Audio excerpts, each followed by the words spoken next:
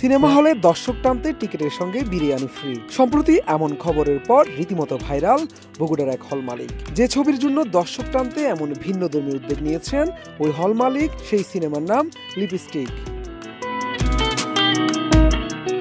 এদিকে গত কয়েকদিন ধরেই লিপস্টিক সিনেমার টিম প্রমোশনের জন্য বিভিন্ন জেলার হল সিনেপ্লেক্সে ঘুরে বেড়াচ্ছেন, দর্শকদের সঙ্গে করছেন কুশল বিনিময়। দর্শকরা হুমড়ি খেয়ে পড়ছেন পূজা চেরি, আদর আদাদের সঙ্গে সেলফি তুলতে।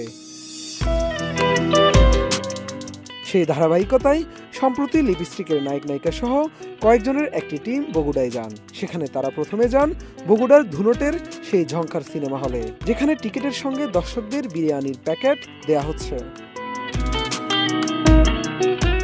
পরে তারা বগুড়ার মধুবন সিনেপ্লেক্সে যান। সেখানে শুক্রবার থেকে স্ক্রিনিং শুরু হয়েছে। সিনেমার একদম শেষ মুহূর্তে অন্ধকারে সিনেপ্লেক্সে প্রবেশ করেন পূজা, আদর সহ তাদের টিম। দর্শকরা সিনেমা শেষে বের হওয়ার সময় নায়ক নায়িকাকে দেখে অবাক হয়ে যান। এ সময় গণমাধ্যমের সঙ্গে কথা বলেন চিত্রনায়িকা পূজা চেরি। সাংবাদিকদের এক প্রশ্নের জবাবে পূজা চেরি বলেন, তাদের সিনেমার গল্পের জোর আছে, স্টোরিতে জোর আছে, তারা সবাই আসলে কনফিডেন্ট, যে কারণে লিপস্টিক সিনেমা নিয়ে তাদের আশা অনেক বেশি।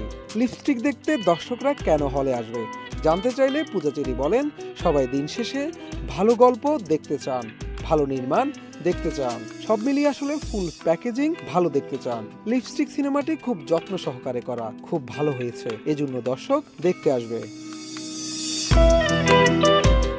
এদিন শাবনূরের সঙ্গে নিজের তুলনা প্রসঙ্গে পূজা চেরি বলেন, কিংবদন্তি কোনো আর্টিস্টের সঙ্গে যখন তুলনা দেওয়া হয় তখন অবশ্যই ভালো লাগে, তবে তারা যারা নতুন এসছেন এবং কাজ করছেন তারা নিজের পরিচয়ে নিজেদের পরিচিত করতে চান। তিনিও চান সবাই যেন তাকে তার নামে চেনে। আর শাবনূর আপুর নাম তো ভালো লাগার নাম, ভালোবাসার নাম, তার ভক্ত সবাই। তিনি নিজেও ব্যক্তিগতভাবে তার অনেক বড় ভক্ত।